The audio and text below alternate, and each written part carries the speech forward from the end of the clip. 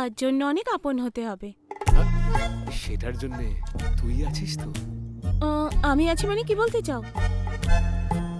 তোর বিয়েটা আমরা খুব ভালো করে দিইনি? তুই আমাদের বাড়ির মেয়ে কিনা বল, তাহলে আমাদের প্রতি তোর কোনো কর্তব্য নেই? দরকার পড়লে তোমাদের ছাড়াই আমি দ্বিতীয় বিয়েটাও করে নেব, কিন্তু এর মধ্যে আমাকে টেনো না। দেখ, তুই শুধু তোর ভাইকেই সাহায্য করবি না, তোর বন্ধু অনন্যাকেও সাহায্য করবি। তাই রাজি হয়ে যা। বলো কি করতে হবে? একটা ছোট্ট সাহায্য।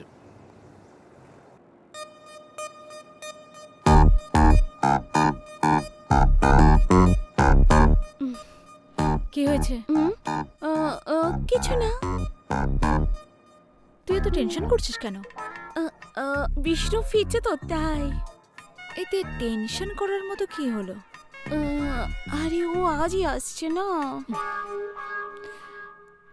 কিছু তো অনন্যা, আমার ফোনে চার্জ শেষ হয়ে গেছে। বিষ্ণুকে কল করার জন্য তোর ফোনটা ইউজ করব? চার্জ শেষ হয়ে গেছে? আরে ও আসছে তো, ওই এক্সাইটমেন্টে তুই তোর ফোনটা দে না একবার। Thank you. হ্যালো বিষ্ণু। হ্যাঁ বলো।